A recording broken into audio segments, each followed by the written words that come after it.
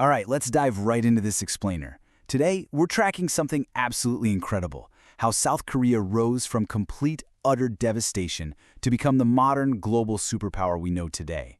I mean, this isn't just your standard history lesson. It's a look at one of the most drastic, rapid national transformations in human history. We're talking about a real story of survival, adaptation, and just sheer willpower.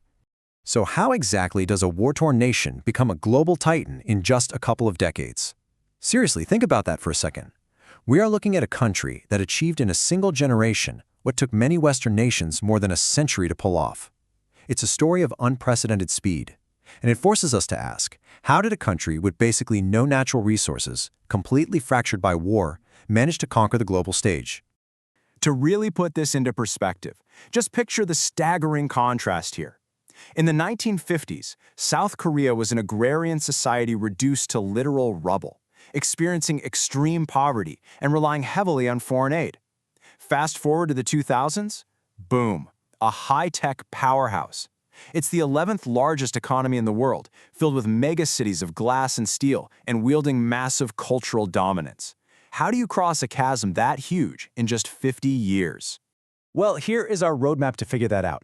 We'll hit the roots, colonization and division, the devastating Korean War, the era of dictatorship and the economic miracle, the fight for democracy, and finally Hallyu, a global powerhouse. Starting with Part 1, Roots, Colonization, and Division. You know, to truly understand South Korea today, we have to rewind way back. A unified cultural identity was forged over 2 millennia, starting around 57 BC with the Three Kingdoms period and later solidifying under the Joseon dynasty in 1392. But that long, independent history was brutally interrupted. In 1910, the Japanese Empire annexed Korea, making it a colony for 35 years. And then, just as liberation finally arrived with the end of World War II in 1945, the peninsula faced a brand new trauma. It was suddenly divided at the 38th parallel. A hasty line drawn by foreign military planners created two fiercely opposed nations out of one people.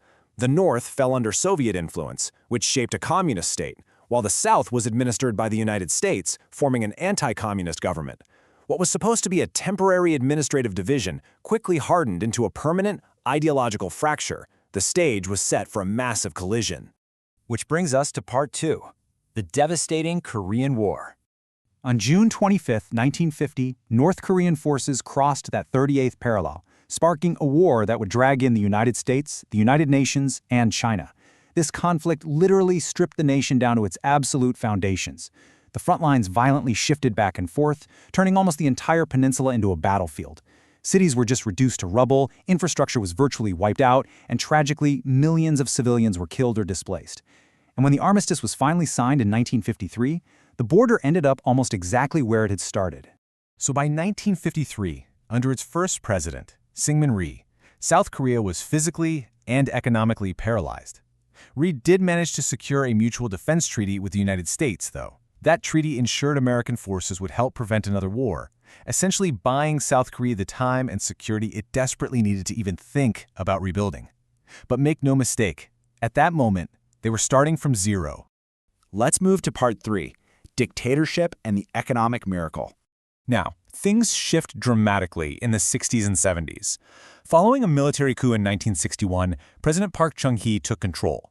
His regime launched this huge experiment in state-directed capitalism that completely transformed the country. They rolled out aggressive 5-year plans focusing on light industry and then heavy and chemical industries. They mandated export-led growth to force the country into global trade. And, a huge piece of this puzzle, the government heavily supported specific private companies, the chaebols like Samsung, Hyundai, and LG. By providing massive loans and tax benefits, they essentially incubated them into the global giants we know today. But a really crucial point here is that this wasn't just happening in the big cities. Enter Saemal-undong, the new community movement launched in 1971. This demanded intense national discipline to modernize the countryside. The state provided raw materials like cement, and local communities pitched in the labor to build roads, bridges, and better sanitation. It was a massive, collective push toward modernization that fundamentally altered rural life. We really have to look neutrally at the dual nature of this era to get the full picture.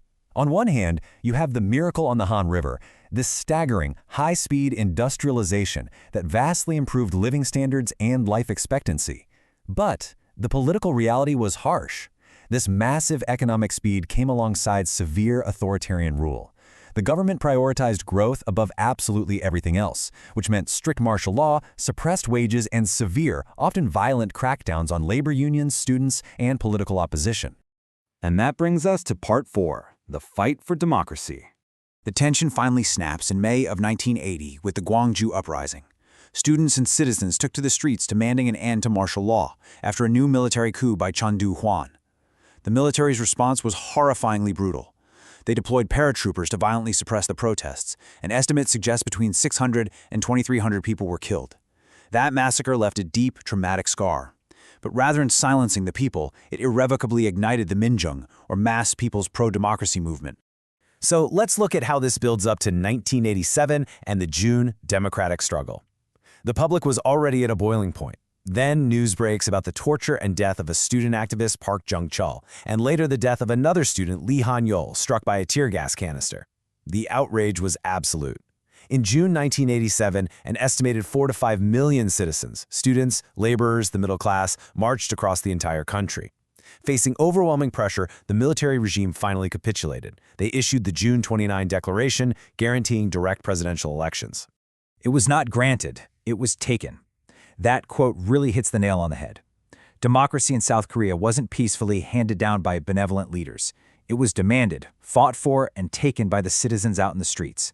They forced their way into a democratic system, proving their political resilience absolutely matched their economic drive.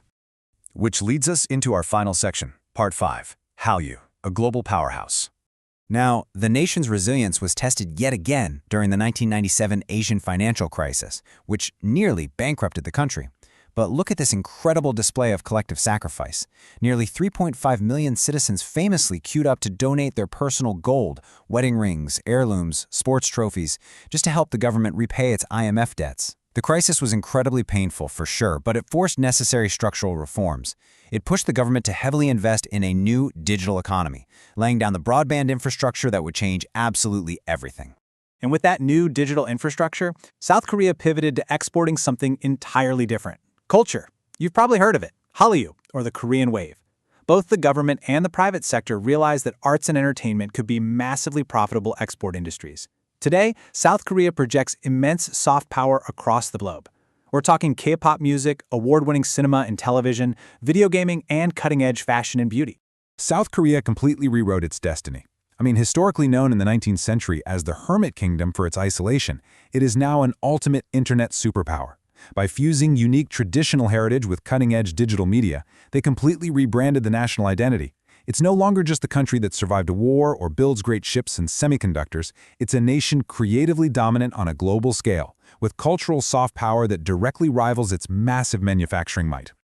So, we'll end right here, leaving you to ponder the future trajectory of this remarkable nation. From the ashes of the 1950s to the cultural and technological heights of today, South Korea's journey is a literal masterclass in adaptation. Having conquered industrialization, fought for and won democracy, and captivated global culture in absolute record time, what possibly comes next? It's a fascinating question for a nation built on impossible speed and unyielding resilience. Thanks for joining me on this explainer, and keep questioning the history that shapes our world today.